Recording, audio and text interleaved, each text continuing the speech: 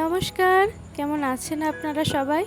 আশা করছি আপনারা সকলে খুব ভালো আছেন এবং সুস্থ আছেন। আজ রবিবার, বিকেল এখন ওই 4টে মতন বাজে। আজকে ছিল ছোটো মামার অপারেশন, সেই জন্য সকাল থেকে আমার কোনো রকমই কোনো ক্লিপ নেওয়া হয়নি। তো মামার গলব্লাডার স্টোন হয়েছিল, আজকে ছিল ওটি। তো সকাল থেকেই মা, অমিত সবাই গেছিলো হসপিটালে। বাবা আর আমিই বাড়িতে ছিলাম, কিন্তু বাড়িতে থাকলেও মনটা পড়েছিল ওইখানেই। কতক্ষণে খবর পাবো সব কিছু ঠিকঠাকভাবে হয়ে গেছে। তো এই কারণেই আমার রবিবার দিন সকাল থেকে কোনো রকম কোনো ক্লিপ নেওয়া হয়নি, কোনো ব্লগও করা হয়নি।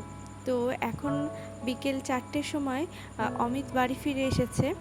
ফোনে যদিও আমাকে জানিয়েছে যে অপারেশন একদম ঠিকঠাক আছে, মামাও এখন অনেকটাই সুস্থ আছে।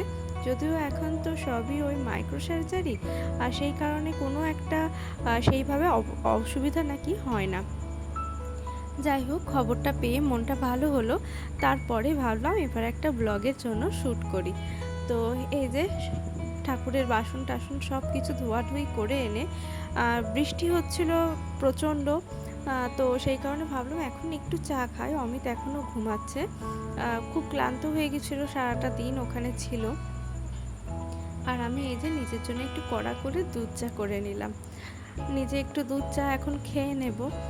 বাইরে পড়ছে বৃষ্টি, ঝমঝম করে বৃষ্টি হচ্ছে, টুপটাপ করে পড়ছে, একবার একবার ঝমঝম করে বৃষ্টি হচ্ছে। বর্ষাকালের বৃষ্টি তো, মেঘটা যখনই মাথার উপর দাঁড়াচ্ছে তখনই বৃষ্টি হচ্ছে। আর চায়ের কাপগুলো আমি চেষ্টা করি একটা জায়গাতেই রাখার, কারণ চা করতে যাওয়ার সময় কাপগুলো আর খুঁজে পাওয়া যায় না। সেই কারণে এই জায়গাটাতেই আমি চায়ের কাপটা রেখে দিই। তো ভাবলাম যে রাতে কি রান্না করব। আর গাছের পাতাগুলো এত সুন্দর হয়েছিল বৃষ্টির জলে, আরও যেন সবুজ আর সতেজ লাগছিল। তো নিজেকে আর ধরে রাখতে পারলাম না, পাট পাতা আনতে গেলাম। আর এই কচি কচি পাট পাতার বড়া খেতে কিন্তু অসম্ভব সুন্দর লাগে। পাট পাতা এমনি ল্যালল্যালে ধরনের, তো এই সকল ল্যালল্যালে ধরনের জিনিস আমি খুব একটা পছন্দ করি না, খেতেও পারি না।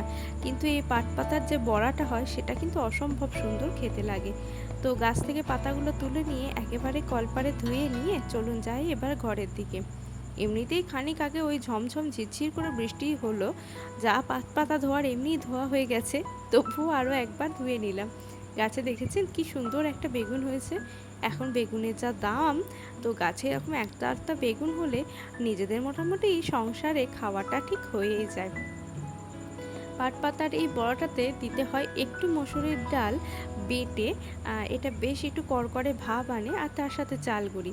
দুটো আলাদা পাত্রে ডালটা ভিজিয়ে দিলাম, একটা কেবলমাত্র এই বড়ার জন্য আর একটা রাতের জন্য।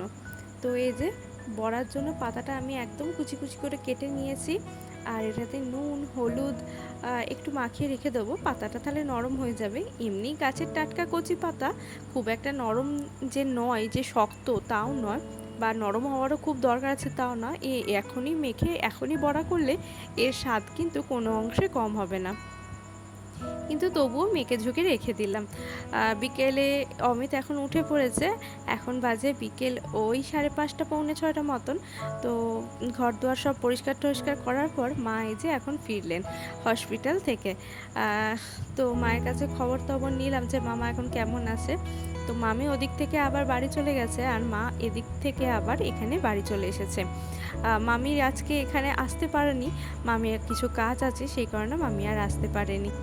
সন্ধ্যা তো হয়ে গেছে, সমস্ত ঘরের দুয়ারে চৌকাঠে জল দিয়ে নিয়েছি। এবার ঠাকুরের কাছে প্রদীপ আর ধূপটা জ্বালিয়ে নেব। খুব ইচ্ছা আছে ভবিষ্যতে যখন আমাদেরও ঘর বাড়ি হবে, এই ঠাকুর ঘরটা একদম নিজের মনের মতন করে করব। খুব শখ এটা আমার, জানি না কবে পূরণ হবে। আশা করছি একদিন না একদিন ঠিক পূরণ করতে পারবো, আর সেদিন ঠাকুর ঘরটা আমার মনের মতন করে করব। প্রত্যেক দিনই যখন ভিডিও শ্যুট করি, ঠাকুরের মুখখানা একবার আপনাদের দেখাই, কিন্তু প্রত্যেক দিনের বেলায়, মানে প্রত্যেক দিনের বেলায় মায়ের মুখটা থাকে অন্যরকম। তখন তাজা ফুলে সেজে ওঠেন মা, আর এই রাত্রেবেলা প্রদীপের আলোতে মায়ের মুখখানি লাগে আর এক অন্যরকম সৌন্দর্যময়। মায়েরও আর সকাল থেকে কিছু খাওয়া হয়নি, সেই সকালবেলায় ৯টার ট্রেনে গিয়েছিলেন। তো তার আগেই যা হোক ওই এক মুঠো ভাত খেয়ে গেছিলেন, তো তারপর থেকে তো আর কিছু খাওয়া হয়নি। তো মাকে একটু মুড়ি দিলাম, একটু তারপর চা করে দিলাম। তো এখন চলুন ওরা সবাই বসে বসে চা খেয়ে নিক। বাবাকে একটু আগে চা দিয়েছি, তবুও বাবার পোষায়নি, বাবা আবার একটু চা খাবে। আর আমি যেহেতু বিকেলে আজকে চা খেয়ে নিয়েছি, তো এখন আর আমি চা খাবো না। এমনিতেই বেশি চা আমার খাওয়া হয় না, ওই হয়তো দিনে একবার কি দুবার। চলুন ওরা এবার চাটা খেয়ে নিক, আর রাতের রান্না দিকে এবার যায়। তো সবার আজকে ইচ্ছা হলো যে আজকে আর ওই রাত্রেবেলা ভাত খাওয়ার ইচ্ছা কারোরই নেই, কারণ সকালে সারাদিন বৃষ্টিতে সবাই ভিজেছে, আর এরকম বৃষ্টির ওয়েদারে বললো আজ আর ভাত খাবো না। তো আমার ওই ডাল ভেজানো, পাট পাতার বড়া করা সবই হলো সার। তো সবার মিলে ঠিক করলো যে আজকে রাতে একটু লুচি আর মাংস হোক। আমার আবার লুচির সাথে মাংস এই কম্বিনেশনটা একদমই ভালো লাগে না, কারণ দুটোই এতটাই তেলতেলে হয় যে আমার একদমই খেতে ভালো লাগে না। লুচির সাথে ওই আলুর দম বা ঘুগনি বা ছোলার ডাল এতেই আমার ঠিক আছে, কিন্তু যাই হোক সবার যখন ইচ্ছা হয়েছে, বিশেষত ইচ্ছাটা হয়েছে অমিতের, তো ইচ্ছা যখন হয়েছে তখন তো করতেই হবে। আর একবার চিকেন করব, তারপর আবার নিজের জন্য কিছু করব, আর ইচ্ছা হলো না। তো এদিকে অমিত বলল চলো আজকে আমি তোমাকেও একটু হেল্প করে দিচ্ছি, কারণ কেবলমাত্র শারীরিক কষ্টটাই যে কষ্ট তাও তো নয়, মানসিক কষ্টটাও যে কষ্ট এটা বোঝবার মতন মানুষের কিন্তু আমাদের জীবনে একটা খুবই প্রয়োজন। যাই হোক আজকে সবারই একটা মানসিকভাবে কষ্ট গেছে, যে কি হবে না হবে সবাই একটা চিন্তায় ছিল। যতই হোক শরীরের কষ্ট থেকেও মানসিক কষ্টটা সবাই আজকে বেশি বিপর্যস্ত হয়ে পড়েছে।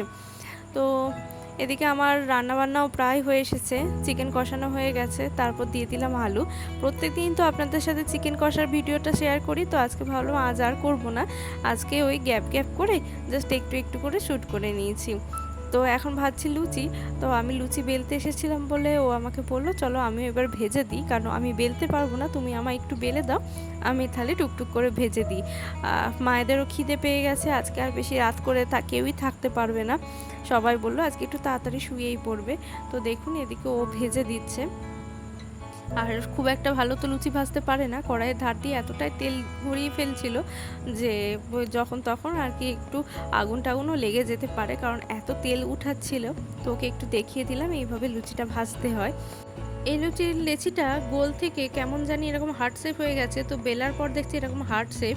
তো যাই হোক হয়েছে যখন এইভাবেই বেলি, কিন্তু এই হার্ট শেপের লুচিটা একদমই ভালো ফোলেনি। ওকে আমি তাই মজা করে বলছিলাম তুমি আমাকে একদমই ভালোবাসো না, দেখো এই হার্ট শেপের লুচিটা তোমায় দিলাম, তুমি সেটাই ফোলাতে পারলে না, কিন্তু এই গোল লুচিগুলো কি সুন্দর ফুলিয়েছো, তার মানে তুমি আমায় একদমই ভালোবাসো না। তাই শুনেই মুখের হাসিটা দেখুন। তো এদিকে আমাদের লুচি ভাজা হয়ে গেছে, এবার রান্নাঘরটা একটু পরিষ্কার করে নিচ্ছি। আর এরপর বাবার মার তো খাওয়া হয়েই গেছে, এরপর আমিও আমি তার সাথে আমাদের বাড়ির খুদে মেম্বার পুচুও খেয়ে নেবে। আজকে কিন্তু পুচু মাংসটা খুব ভালো খেয়েছে, লুচির সাথে হবে বলে চিকেনে আজকে একদমই বেশি ঝাল দিইনি, সেই কারণে পুচু খুব ভালো খেয়েছে, আর পুচুর কাকারও আজকে খেতে কিন্তু খুবই ভালো লেগেছে। সব কিছু এখন কমপ্লিট, খাওয়া দাওয়া মোছামুছি সব কমপ্লিট। হ্যাঁ চলো আজকের মতো ব্লগটা এখানেই শেষ করছি। সবাই ভালো থাকবেন, সুস্থ থাকবেন, দেখা হবে আবার একটা নেক্সট ব্লগে। আজকের মতন টাটা, গুড নাইট।